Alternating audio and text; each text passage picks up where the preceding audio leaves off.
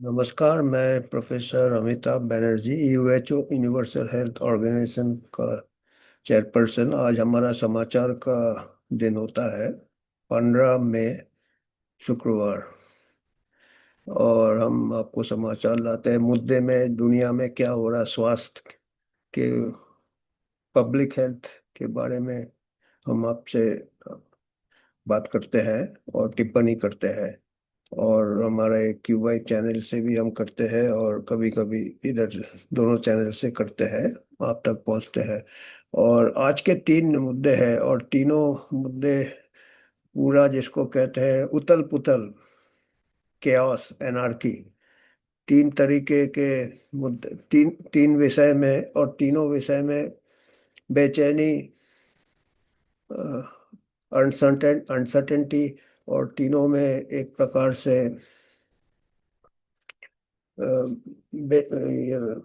Chaos जिसको कहते हैं, अंग्रेजी में केओस कहते हैं। और हम कह सकते हैं कि अंधेरा, तामस। तामस राजस, मतलब सत्वा अभी से हम काफी दूर है। एक तो पढ़ाई के, इसमें आपको मालूम है जो नीट का मुद्दा है। हमने यूएचओ की तरफ से भी 2 सेशन कर चुके हैं, एक पैनल डिस्कशन कर चुके हैं। तो कुछ हमको उसके ऊपर और ज्यादा कुछ हम नहीं कहने के लिए बाकी है। और एक खाली हम समाचार जो है, हमारे पैनल डिस्कशन के बाद जो समाचार आया है वो है कि जो नेशनल मेडिकल कमीशन और नेशनल टेस्टिंग अथॉरिटी जो मिनिस्ट्री है, उन्होंने अनाउंस किया है कि काफ़ी इसमें सुधार लाएंगे। वो नीट में सुधार लाएंगे। अब ये सुधार तो कई सालों से ला रहे हैं। 2024 को भी हुआ था, उसका उस टाइम भी सुधार ला रहे हैं। और इस बार उन्होंने क्या सजेशन पेश किया है, प्रस्ताव उन्होंने रखा है कि हाइब्रिड हाइब्रिड मोड करेंगे एग्जाम।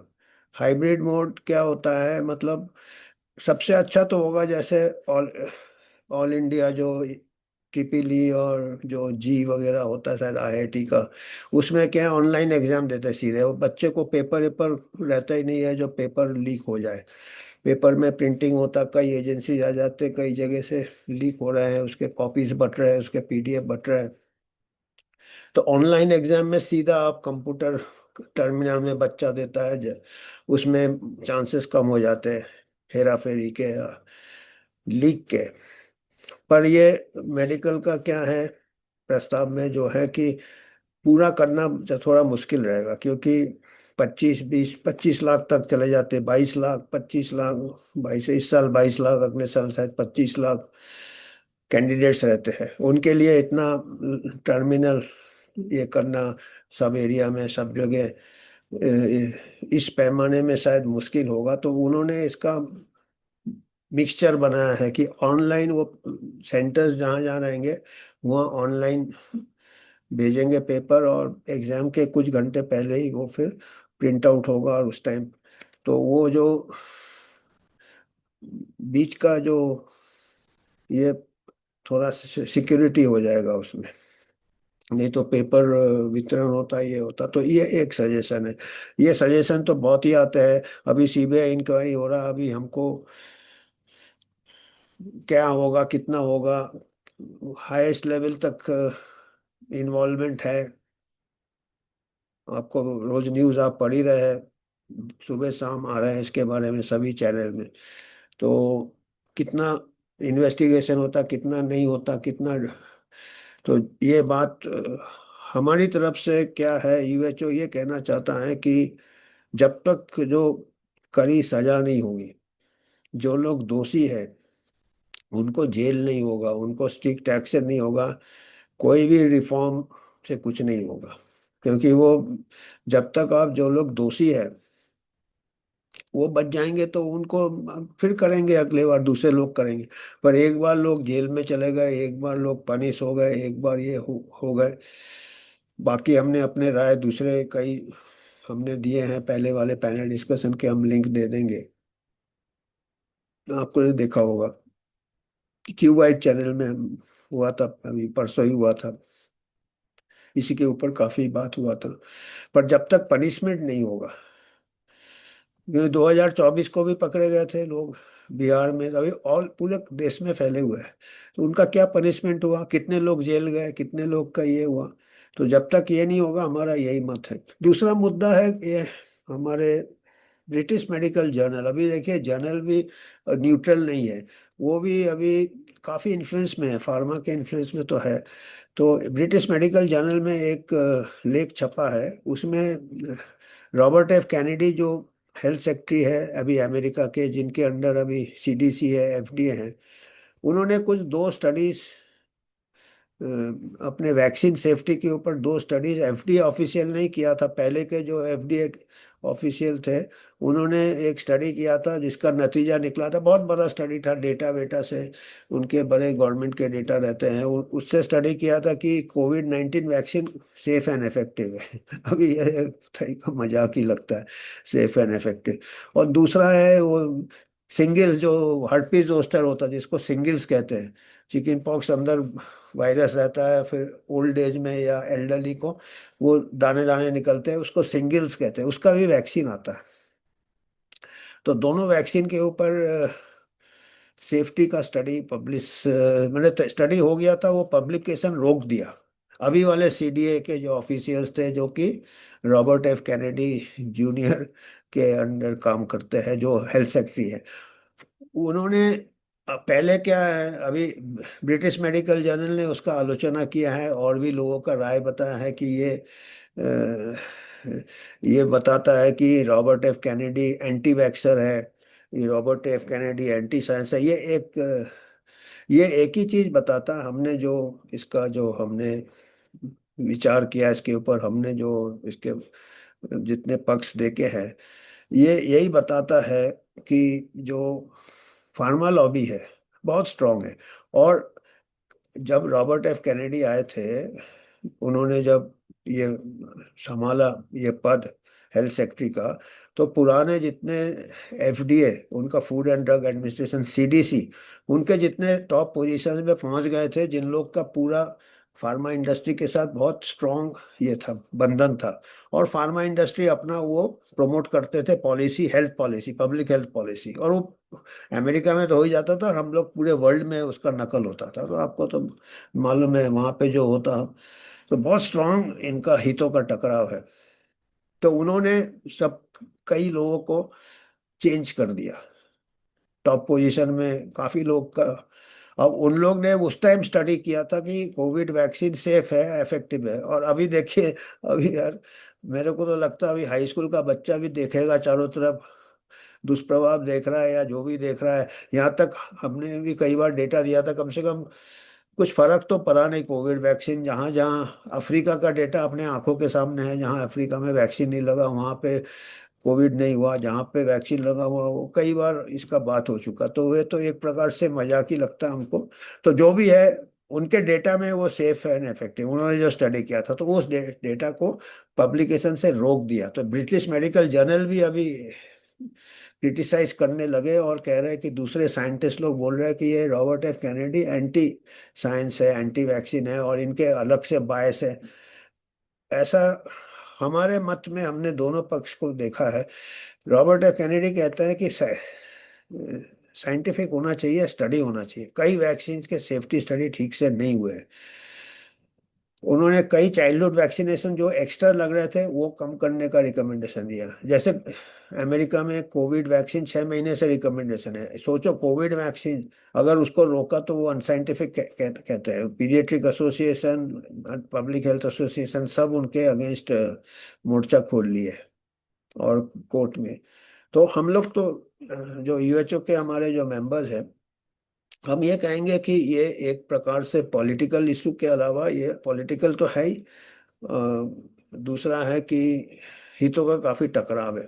आजकल क्या है, स्टडीज कैसे भी हो जाते हैं, डेटा आप, जो डेटा आपका स्टडी को जिस दिशा में आप चाहते हो दिखाने के लिए कि ये उस दिशा में वैसे आप डेटा उठा सकते हो, सेलेक्टिव डेटा, ये डेटा। और पहले भी कई बार हमने बात किया है कि जो बड़े बड़े एडिटर्स थे पहले, ब्रिटिश मेडिकल जर्नल के, Richard Smith, Marcia angel new England journal of medicine के, रिचर्ड हॉटन भी थे लैंडसेट के, अभी भी लैंडसेट के हैं, पर रिचर्ड हॉटन अभी थोड़े दल बदल कर लिया उन्होंने। तो ये तीनों ने पहले बहुत बार लेख लिखा था कि मेडिकल जर्नल आजकल फार्मा कंपनी का प्रमोशन आम है, जो फार्मा कंपनी चाहता है वो जर्नल में छप जाता है, जितने भी ग्रांट होते हैं रिसर्च ग्रांट वगैरह वगैरह। तो हम तो यही कहेंगे कि काफी ऐसे हिचमतानी चल रहा है। जो भी कोई सुधार लाता है, चाहे वो नीट में लाएगा, चाहे वो फार्मा स्पॉन्सर स्टडीज को कम करेगा, चाहे वो रिसर्च में लाएगा, मेडिकल रिसर्च में लाएगा, चाहे वो नीट में लाएगा, इतना नीट नहीं है, काफी डर्टी गेम है। नीट भी नीट नहीं है, और जो मेडिकल रिसर्च आज के तारीख में जो चल रहा है फार्मा के दबाव में, वो भी काफी डर्टी गेम है। और इसमें सभी आ जाते हैं, आम डॉक्टर भी आ जाते हैं, आम नागरिक भी आ जाता है। वो सही में समझते हैं कि बहुत अच्छे स्टडीज है, बहुत अच्छे जर्नल्स है, पर ये जो इनके एडिटर्स है उन्होंने खुद स्टेटमेंट दे चुके हैं। दूसरा दो मुद्दा हो गया, दोनों में थोड़ा हिचकता नहीं है, दोनों में क्यास है, दोनों में एक प्रकार से करप्शन ही है। नीट में भी करप्शन है, मेडिकल रिसर्च में भी आजकल करप्शन है। तीसरा है एक, पॉलिटिक्स तो हमेशा पागलपन वाला बात था, और अभी पागलपन का हद पार कर दिया है। जो सबसे प्र, प्रभाव जिसका पड़ता है, जिस देश का सबसे पावरफुल कंट्री जो है यूएसए का, उसका अगर प्रेसिडेंट पागल हो, लगता तो है, तो उसके ऊपर पूरे दुनिया का ऊपर खतरा हो जाता है। न्यूक्लियर कब चला दे, कब ये कर दे, कब वो कर दे, कहाँ पीस प्राइस लेने चला था, अभी तो पूरा तबाही मचाया हुआ है। अभी हमारे गैस, हमारे पेट्रोल, हमारे इसमें फर्क पड़ रहा है। अभी लोग, आज के पेपर में है कि कोई नितिन गडकरी भी बस में घूम रहा है पूना में, क्योंकि वो पेट्रोल बचा रहे हैं, प्रधानमंत्री ने कहा। तो ये सब असर है हमारे पागल डोनाल्ड ट्रम्प। और जो चीफ मिनिस्टर है महाराष्ट्र के, वो मोटरसाइकिल में आए हैं आज ऑफिस, बाइक में आए हैं। आज का पेपर मैं देख रहा था, मैं पूर्ण महाराष्ट्र की बात कर रहा हूँ मैं। तो जो कौन है आजकल, ये जो चीफ में, फडणवीस, तो वो मोटरसाइकिल में आए हैं, हेलमेट पहने हैं दोनों, पीछे भी कोई बैठे हैं। और गडकरी साहब बस में घूम रहे हैं, गवर्नमेंट बस में, पूना में ही घूम रहे हैं नितिन गडकरी। और तो ये तो सब क्या असर है, वो एक पागल, पागल हम नहीं कह रहे हैं, पागल 30 डॉक्टर, अमेरिका में 30 डॉक्टर ने सिग्नेचर किया है, साइकियाट्रिस्ट, उन्होंने डोनाल्ड ट्रंप को पागल घोषित किया। ये भी ब्रिटिश मेडिकल जर्नल में छपा है, ये भी ब्रिटिश, और उन्होंने ये छापा है, और रिकॉर्ड में साइन करके उनके कांग्रेस का जो रिकॉर्ड है वहाँ पे उन्होंने उसको पेश किया है फॉर द रिकॉर्ड। और कहा है कि उनको इमीडिएटली उनको चेंज करके vice president to take over, ये पूरे दुनिया के लिए खतरा है। तो ये, और हम भी मानते, देखिए क्या क्या उन्होंने किया है। पीस प्राइज लेने जा रहे थे, और उन्होंने ईरान में ऐसा बॉम्बिंग किया कि इनोसेंट बच्चियों की मौतें हो गई कितने, और तबाही मचाया हुआ है। और हम, सबसे बड़ा जो हमारा पब्लिक हेल्थ में सबसे ज्यादा खतरा होता है वॉर का, वॉर का सबसे ज्यादा जनहित, जन के स्वास्थ्य, वॉर के टाइम तो होता ही है, कैजुअलिटीज, इनोसेंट कैजुअलिटीज होते हैं, सिविलियन कैजुअलिटी होते हैं, इनडायरेक्ट इफेक्ट हम लोगों को झेलना पड़ रहा है।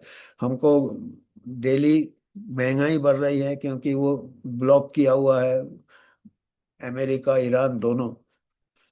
अब कौन किसको किया, पर ये तो डोनाल्ड ट्रंप का पागलपन के ऊपर किसी को शक नहीं है। और अभी तो 30 साइकियाट्रिस्ट, और ये पॉलिटिकल इशू नहीं है, ये अक्रॉस है, वो डेमोक्रेट भी है उसमें और रिपब्लिकन भी है, ट्रम्प रिपब्लिक, तो दोनों तरफ के जो डॉक्टर्स हैं जिनके एफिलिएशन है, वो अक्रॉस पार्टी लाइंस, उन्होंने कई डॉक्टर्स ने साइन किया है उनके बारे में।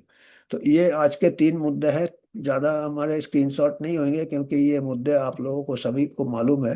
तो ये ये देखिएगा, ये तो बाएं तरफ नीट का ये हो रहा है, बेचारे बच्चे काफ़ी परेशान हैं। और ये रिसर्च के ऊपर रिसर्च किए जाते हैं डॉक्टर लोग कि भाई ये वैक्सीन सेफ है, ये वैक्सीन सेफ है, अभी हमको याद है जब महामारी के दौरान कुछ अगर वैक्सीन का कोई स्टडी नेगेटिव होता था उसको रिट्रैक्ट करा देते थे, उसके ऊपर दबाव डालते थे। और अभी इनका पेपर दब रहा है तो अभी हल्ला कर रहे हैं कि हमको साइंस नहीं करने दे रहे हैं। तो ये तो अभी साइंस भी पॉलिटिक्स का प्रॉफिट ज़्यादा है, और प्रॉफिट पॉलिटिक्स में ज़्यादा फर्क नहीं है, किसी को पावर का नशा, किसी को पैसे का नशा। तो ये नीट में भी आ गया है, डर्टी नीट हो गया है, ये रिसर्च में भी आ गया है, डर्टी रिसर्च हो गया है। और ये तबाही तो मची हुई है आपके ट्रम्प, तो पागल ट्रम्प के दुनिया के लिए खतरा है। और एग्जाम ये तो आपको मालूम है, ये नीट का और ये रिफॉर्म इन्होंने हाइब्रिड बोला है, hybrid. Senior health ministry said, health ministry से आया है ये टिप्पणी। तो ये हाइब्रिड करने वाले हैं, मतलब ऑनलाइन जाएगा पेपर, सेंटर तक ही जाएगा, उसके बाद शायद दूसरा वो कैंडिडेट आके बैठेगा, सेंटर में आना पर। तो उसका वो जो इंटरफेस नहीं मिलेगा ऑनलाइन, उसके लॉजिस्टिक प्रॉब्लम है। इसीलिए ये अभी हाइब्रिड माने मिला जुला रहेगा, थोड़ा सा डिजिटल रहेगा, थोड़ा सा नॉन डिजिटल रहेगा, ऑफलाइन रहेगा, जब वो एक्चुअल कैंडिडेट ऑफलाइन पे ही जाएगा। और ये बीएमजे ने आवाज उठाया है कि FDA, food drug administration, blocks publication of studies showing Covid and singles vaccine to be safe. अभी कोविड वैक्सीन तो चलो अभी उसको रोका है एफडीए, एफडीए ने ब्लॉक किया। और इनका कहना है कि एफडीए ने ही स्टडी किया था, पर एफडीए ने जो स्टडी किया था वो पहले वाले एफडीए वाले थे जिनको कि काफी हितों का टकराव था फार्मा से। अभी उन्होंने चेंज कर दिया, अभी इनके अगेंस्ट काफी मोर्चा खोल दिया। जो लोग के काफी हितों के टकराव है, फार्मा ने तो काफी लोगों को इन्फ्लुएंस करके रखा, पूरा मेडिकल कम्युनिटी को एक प्रकार से खरीद के रखा है। तो वो चल रहा है, तनाव चल रहा है वहां पे।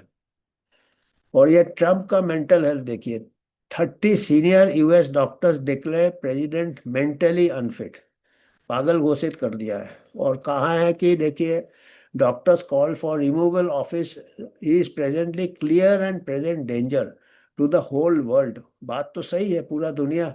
It is our expert opinion that Donald Trump is mentally unfit to be the president of the United States and that steps to remove him from office must be undertaken with the greatest urgency. हम इसको अगर ऐसे लेते हैं कि ये sensation के लिए है, पर हम नहीं ले रहे हैं क्योंकि ये ब्रिटिश मेडिकल जर्नल में ये छपा है। इसके ऊपर सोचना चाहिए कि भाई कितना, हम जितने भी डॉक्टर मिल जाए, एक्चुअल हेल्थ होता है कि अच्छा गवर्नेंस हो, अच्छा स्टेबिलिटी हो, अच्छा शांति हो। ये तांडव मचा के रखे हैं जो पॉलिटिकल लीडर्स है वर्ल्ड के, और कॉमन लोग सफ़र करते हैं। आखिर में आपको कुछ अगर कंट्रीब्यूट करना है, आपको मालूम है यूनिवर्सल हेल्थ ऑर्गेनाइजेशन एक इंडिपेंडेंट ये है, किसी से कोई प्रकार का स्पॉन्सरशिप नहीं लेता है। आप ही के इससे हम आगे बढ़ना चाहते हैं। तो इतना ही हमको कहना था आज। तो आज के लिए धन्यवाद।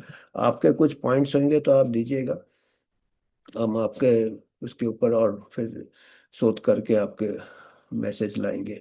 तो आज के लिए इतना ही, धन्यवाद।